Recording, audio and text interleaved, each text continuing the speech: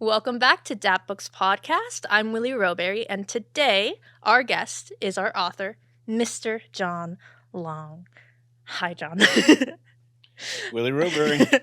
I guess I don't know how to start this other than I want you to tell us a bit about writing. How did you get into it? What do you feel about it? Why did you want to start writing in the first place? Oh boy. Well, I was always a reader, right? I was like a little raging ADD kid. So my mom, who was a scholar, tried to figure out difficult things to put in front of me, like a unicycle or this, that, or the other thing. A unicycle? Yeah, or something that got ADD. You need something difficult, then you can hyper focus on something, and then you're good. Otherwise, I'd be in fights and causing trouble. Nothing's changed. But anyway, early on, she stuck books in front of me that were too difficult for me to really understand, but I tried anyhow. And it just sort of went from there. And I that was what, fifth grade, fourth grade, something like that. I found myself spending an increasing amount of times inside of books and following stories. And I like to do things that I could write about because it came natural to me. And then I think I was a freshman in high school. That would be what, 14? Yeah, 14 years old. And I got a creative writing class and a really good instructor, and sort of opened my eyes to, there's two basic ways to approach narrative storytelling. One is the literary or academic way, which generally focuses on what something means. And then there's a forensic way, which is taking these things apart like a blueprint and trying to figure out how somebody makes it, right? And that's what the instructor I had when I was in freshman high school really was terrifically skilled at being able to break things down. Okay, what's a writer thinking? Why did he do this? Well, it's like the nuts and bolts of how to construct a story, and I was fascinated by that. And that gave me a lift off, and I just sort of followed that initial lead and impetus I got from that course, and just wrote it through high school and college, graduate school, and just kept going with it. So it was always your plan to become an author? I don't know if it was a plan or not. I was, I don't know if I'm that structured as far as, trying to like career planning. I just did what I like to do. And that was telling stories in one shape or another, for whether it was, originally for magazines and then books and then, concurrently at times for television, movies and that. But I'm mainly a prose writer, and that's what I studied, and that's what I like. So it's, it's the first passion. It's something I came to understand myself in the world through the writing process. So it's been, an integral part of my existence for as long as I can remember, which is a while, because I'm old. Because you're a little old, John Long. It's always interesting to hear you talk about writing because, all good authors are master storytellers. But a lot of people who start writing at a young age or who are interested in it, they're more fascinated with the concept of creating the story itself and not the foundation that it comes from in order to make a good one.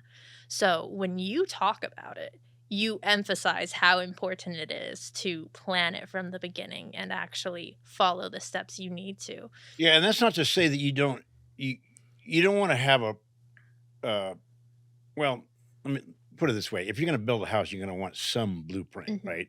And when most traversing sideways into painting, most people working on serious, representational art are going to put down at least a cat scratch of an outline on the canvas. They don't just start slopping paint on it, right? Trying to figure out what the main figures are, what the composition is, in just the briefest kind of way. You don't need to be slave to it. The details aren't there.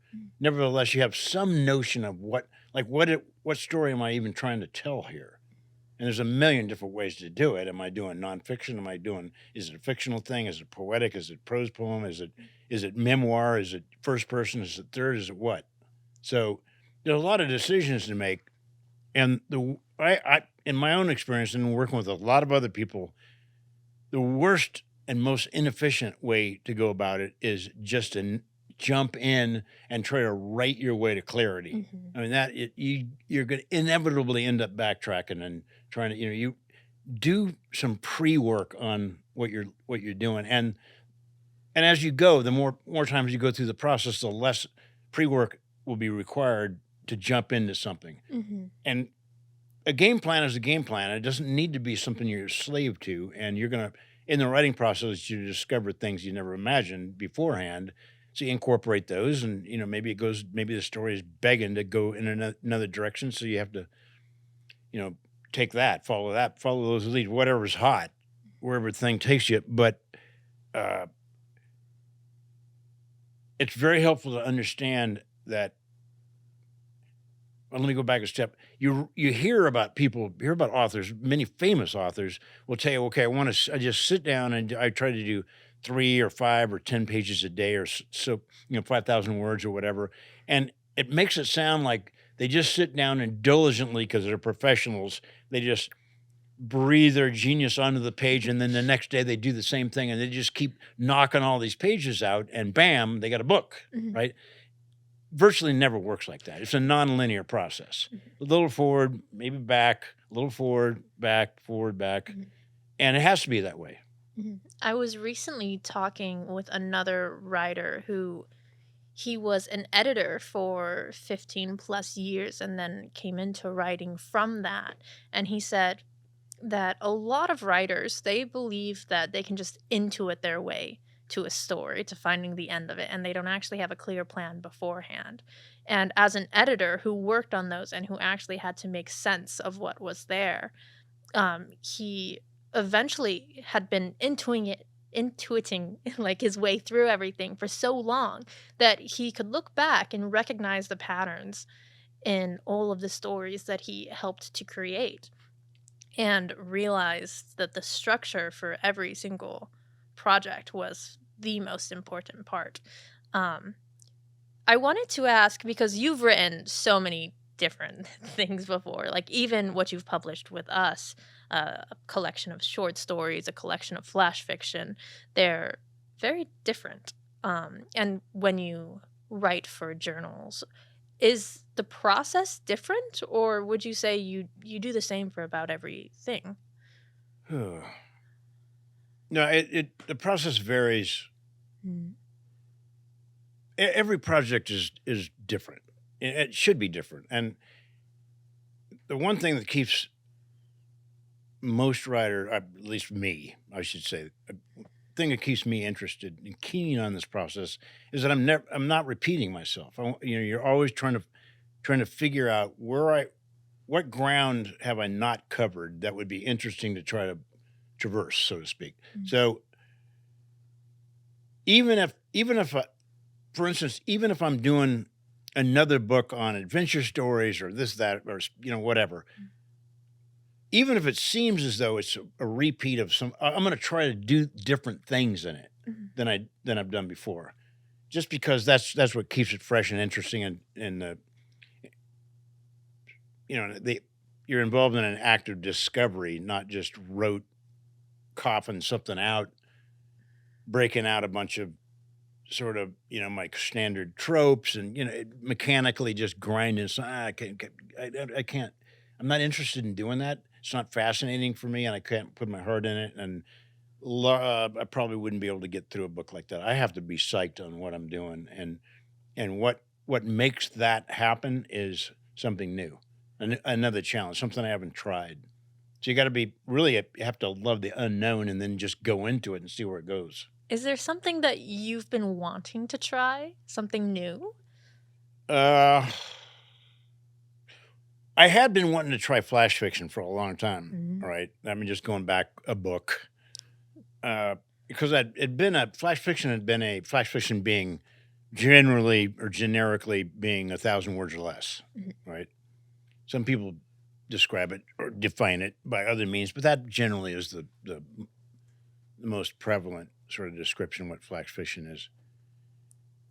And it's been a sort of a hot ticket item in the literary and magazine world, and in academic world too, because it's easy to it's fairly easy to manage a Mhm. thousand words.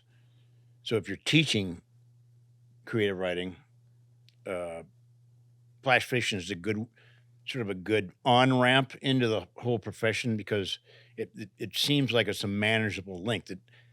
The problem is it's so pulled up, it's so truncated and so condensed that it turns out to be a very exacting kind of Mhm. discipline. Stories have to be So I'd been hot on trying to do a collection of flash fiction because I'd done tons of books, right? And I'm like, I don't have to bother with this is my vanity. I don't have to bother with maybe just trying a few flash fiction stories. I'll just do a book, Mhm. right? Which means you're gonna have to do like 60 stories or 70 stories, Mhm. right? Yeah, I can do that. Little did I know that I got into it about a couple months into it. I'm like, these aren't any good.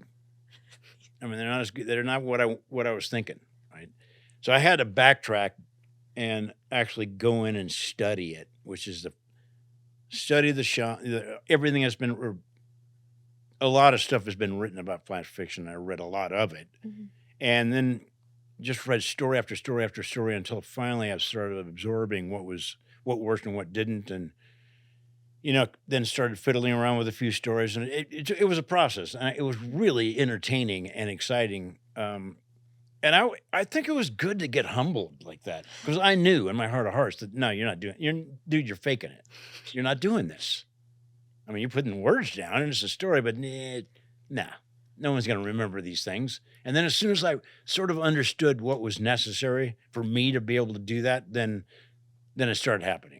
When you first started, were you trying to tackle it the same way that you would write your longer short stories and things like that? Were you drawing from what you'd done previously? Yeah, well, I mean, when I first started, what I tried to do was just like cut down a bunch of other things that I had done, Ah, or like extend some prose poems that I had laying around. It's like it, oddly enough, when I started reading about flash fiction, that's what most very experienced writers do when they start trying flash fiction is chop something you already have down to size mm, or expand some little prose fragment you have and just call it good. It's 1,000 words. There's your story right there. But you're faking it. You're a flash fraud, as they call it, because you're flash not fraud. taking the thing on as a specific art form that you need to be able to get jiggy with before you can execute with any deftness or clarity or faculty. I mean, it really requires a completely different sort of approach. Mm. And most people, certainly myself included, I consider myself a pretty economical writer, but you have no space to be able to elaborate or you can't go sideways. There's no Shakespearean aside or Roman chorus where somebody's off to the side telling you anything. There's no room for exposition in any of that stuff. 1,000 words comes and goes so fast, and you're trying to do a succinct story with a beginning, middle, and an end, Mhm. right? Not always. Maybe it's just a fragment, but boy, it better be good if you're gonna do that. Mhm.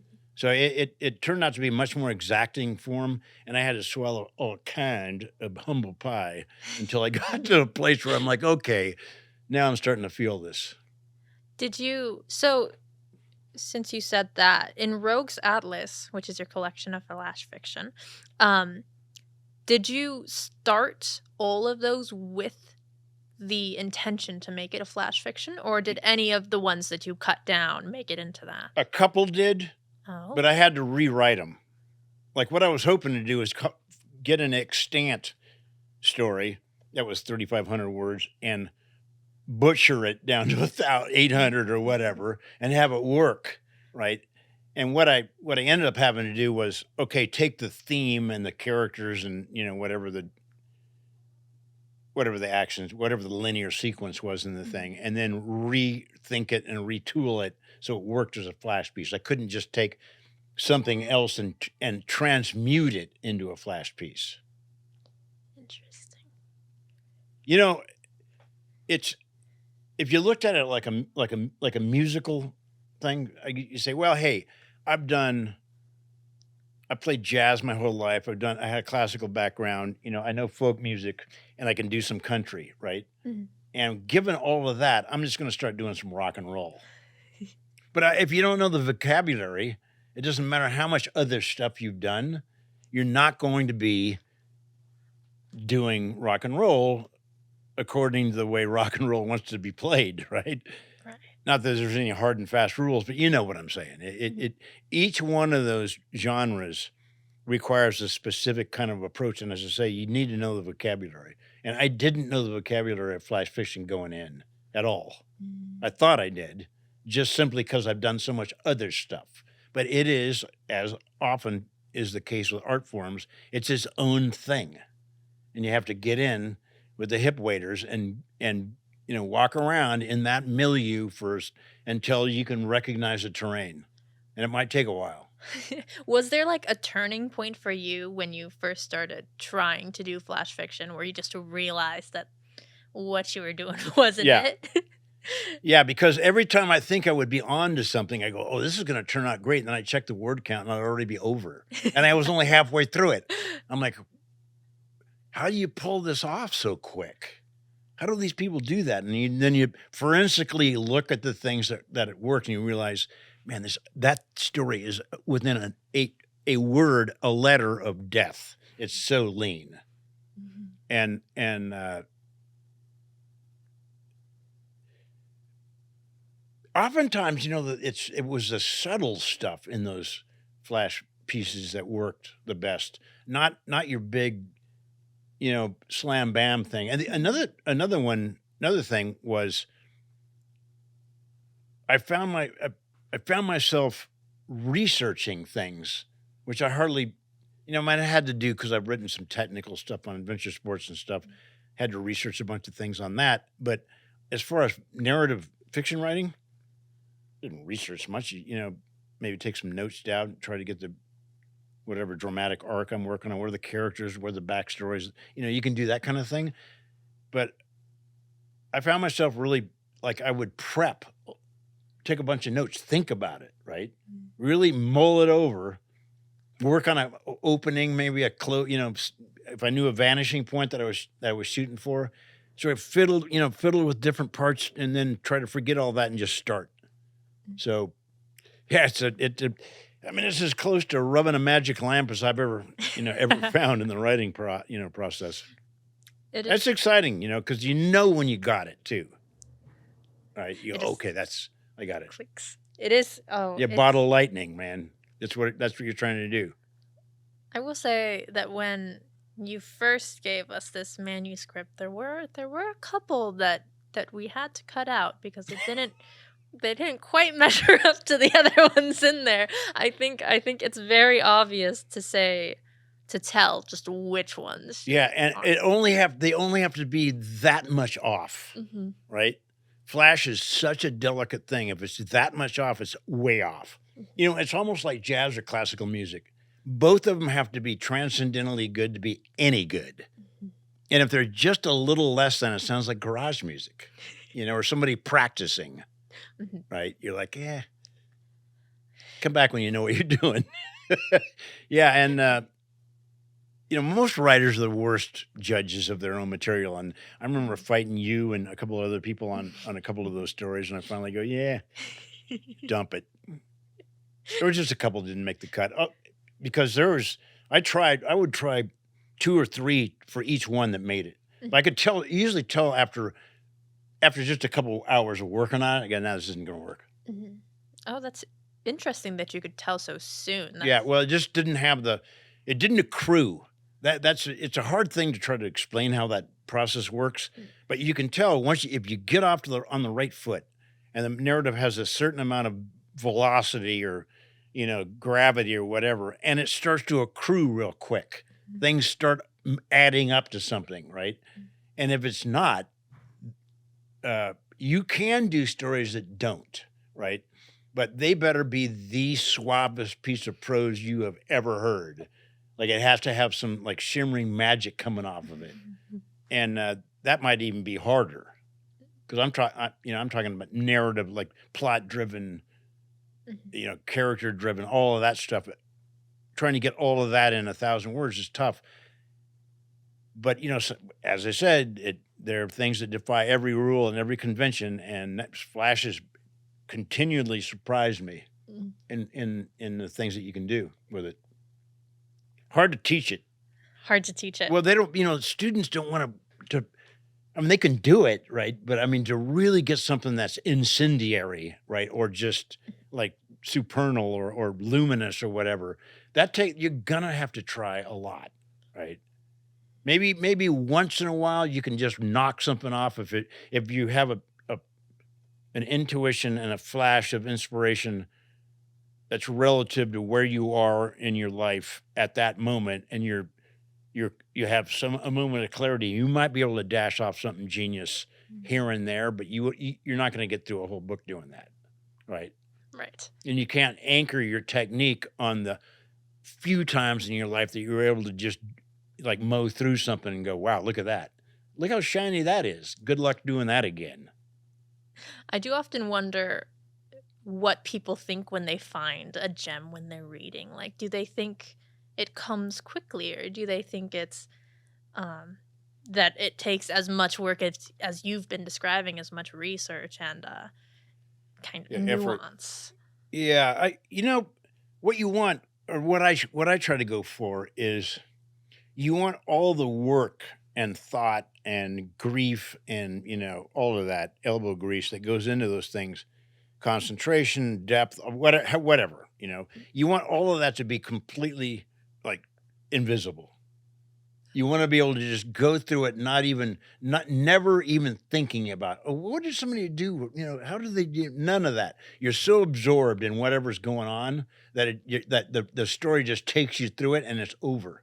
It never occurs to you even that somebody wrote it. And that's a hard one. That's hard because in my particular wheelhouse, which is first person, right? It's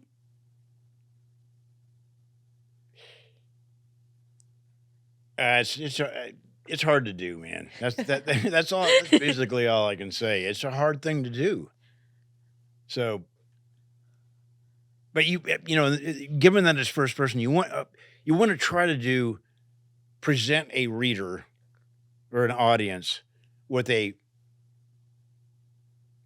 kind of intimate candlelight or fireside or driving in the car across the desert or whatever kind of conversation with somebody. And it's sort of offhand, serious and meaningful, but it isn't labored. You're just talking, right?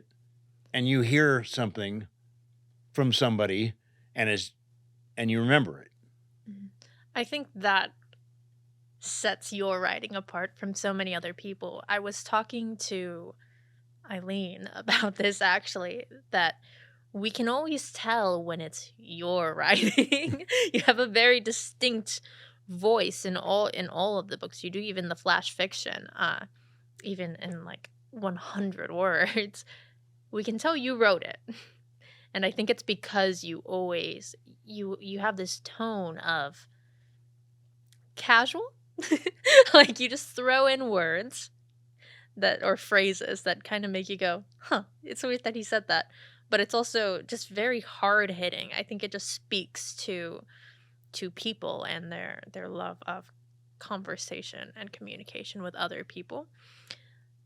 And I like your writing a lot, John Long. Well, thank you. This entire podcast, this is just an excuse for me to praise you. That's the real reason. Yeah, we're bring here. it on. Yeah, it's a lonely job. Oh. And it's a humbling. Being a writer is, if you've had a lot of success or some success, it's a humbling.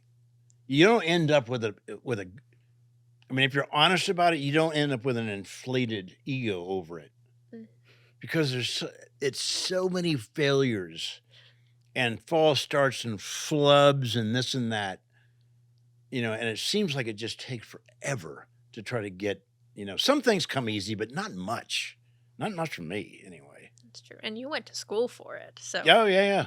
But the thing, the school part of it is nowadays school is different. When I'm talking, I went to college like 40 years ago, right? Mm. So back then it was less.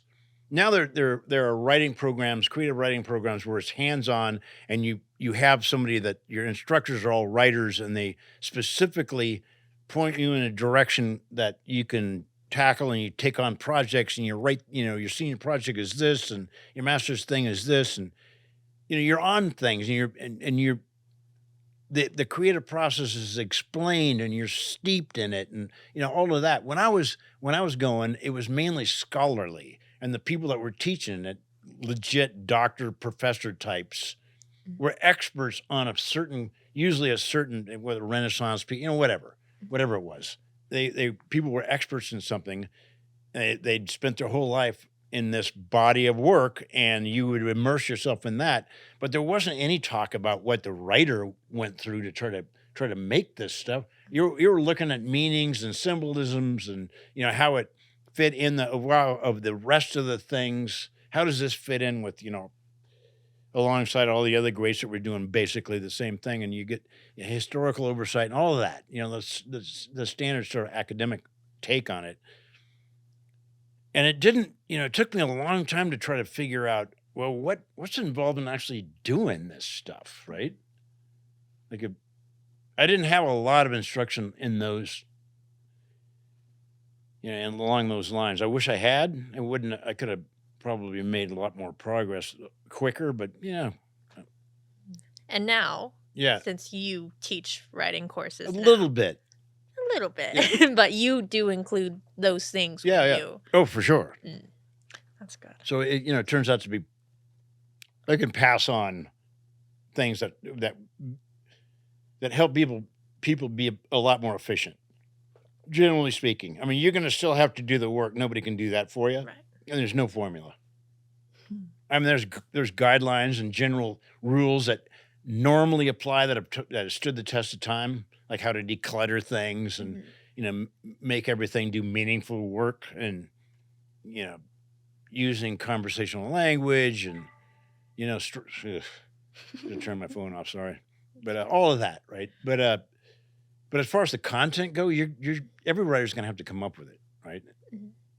That's true. I guess everyone's a bit different in what they write. It's all going to be. Yeah, and trying to figure out where you fit, like what's your lane, Mm. and that's not to say you need to stay in one lane, right?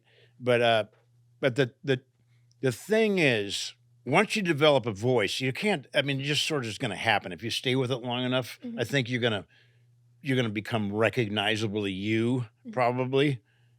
I mean, you have a recognizable style, which is great if people can recognize you. No matter whether I'm doing rogues atlas flash fiction, or I'm doing adventure stories, or I'm doing, you know, movie stuff or whatever, it's still going to be recognizably done in a certain way, like my way, Mhm. right? So that's what I mean by your lane. I don't mean that's my lane. I found my lane. I do all of these projects in a certain recognizable Mhm. way. It, it doesn't mean that all of the projects are going to be genre wise the same. You can traverse all over doing stuff, Right. right? But it's still going to be, hopefully, going to be me. Mhm. And that's what I mean by finding your lane. And trying to find your lane is a very tricky, much trickier than people think. Because as I've talked to you before about, people fall in love with genres that they're not Yeah. good at, and they want to be good at it, but they're not. But they're not. They're good at Yeah. something else, right? They want to do crime fiction, but they're really memoir writers. You know? Which isn't to say that they can't learn more about the other. Like you said, Oh yeah, yeah. No, you you learned how totally to do can. flash fiction. Right. But the thing is, if you're going to develop a personal style, right, it's best to start with something that feels natural to you. Whatever your inherent natural sort of delivery or qualities are, start there and develop your style from that, and then traverse into other stuff. Mhm. Smart. Very good. I mean, I always use the example of Aretha Franklin. Mhm. You know, she signed with RCA, when she was, everybody knows Aretha Franklin has the best voice ever in the Right. history of the world. And she signed with RCA and did like 4 or 5 albums, and none of them sold at all. And then RCA let her go when she was like 21, and somebody got a hold of her, an agent, took her down to Muscle Shoals, Mhm. and the first album that she did went platinum because they recognized down there, "Lady, you've been singing the wrong songs." And if you translate that to writing, is that nobody, even Aretha couldn't sing anything. You have to find out what you're good at, right? Mhm. And let that be a lesson to all of us that you need to find out what you're good at and stay with that long enough to develop, your chops, then see where you can go. But Mhm. you can't do that. Basically, what that lesson tells me is play into your strengths, but first of all, you have to decide and decipher what those strengths are, Mhm. and that's what feedback and good editors can guide you accordingly. About editors, Yeah. I wanted to ask when you're I mean, clearly, if it's a book, you'll want the same editor to go through the entire thing. Like, it'd be weird to have, like, editors switch from On story the to story. developmental part of it, yeah. Mhm. But do you find what do you do when you find an editor that you don't like to work with or who you just don't vibe with, who isn't getting what you're writing? Does that ever happen to you? Or are you just such a Not y great not author that it doesn't happen? no, it really hasn't happened much. What happens is what has happened, Mm. however, is I mean, most of the people that end up being editors on my books are real good. I mean, I'm blessed in that sense, right? I've usually worked with people that are really, really good professionals, and most good professionals if they really lean into it, the feedback's going to be good, and you need it. Every writer needs a lot of feedback, Mhm. and you want it, right? I mean, if you're struggling, then or just getting your feet underneath you as far as the craft goes and what have you, everything's going to seem sacred and don't touch, don't suggest that. What are you saying? You're all touchy with the now. Forget all that. Once you get good at it, it's like, hey man, any improvement I can get from anybody, I don't care if it's a freaking mailman. It's going in because it's going to make me look better, right? So wherever you can get good feedback, take it, right? And a Mm. professional editor, if they've been at it quite a while, their feedback is generally going to be sound. Not all of it. Take what you want and leave the rest, right? But there's That's true. the feedback's usually going to be valuable. Now, when it hasn't been valuable, inevitably what it is you find somebody that's burned out. Uh, Almost always. can you recognize it pretty Yeah. quickly? Yeah, you can Uh, because it's shallow feedback. mm, Somebody's not looking at you can tell when somebody leans into something and goes, "Hey man, this, I'm not feeling this, not really feeling this connection. These characters are not, this dialogue is a little bit, where are you going with that? This isn't clear, blah, blah, blah, blah, blah." mm, All the nuanced stuff that makes books great is missing in the feedback. mm. And it's generally because somebody's exhausted, overworked, or something, right? So you might at that point just need to say, "Hey man, I'm gonna need to work with somebody else." Because this right here, I can tell right off is not going to work. But it's very rare in my experience. Most of the people I've worked with have been very helpful on stuff. That's great to hear. Yeah, and it is. You the in the end, what you really are looking at, and I don't care what it is creatively, if you find experts in if it's music, if it's painting, whatever, writing, if you find experts in the middle of that milieu, right? Middle of that, whatever you happen to be doing, there's only one reason that they're going to be there, and that's love. They had to have loved the thing from the beginning, right? No matter how Mm. successful, it had to be the love of this doing this material that drew them in there in the first place. And if their career went well and they had some success, then the love that they have for the material is only going to grow, right? If you get beaten down and you don't go anywhere, then it's going to be a rough go, right? But nevertheless, if you can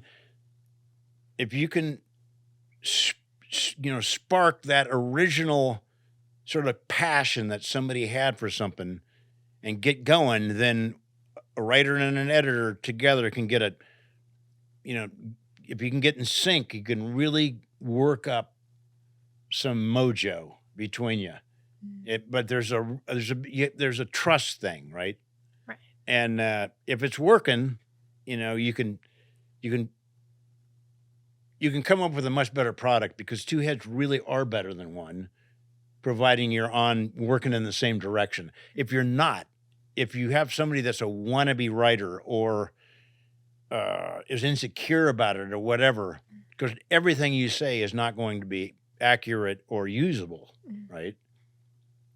And you can't be too fragile with the thing. You have to be able to listen you can't, no, we're not doing this story. Mhm. Right? This is not going in that book. I gotta give it to you. Like you said, it's a very humbling Yeah, it thing is. to be a writer. Yeah, because a lot of things I love are everybody else is like, yeah, not so much. Yeah.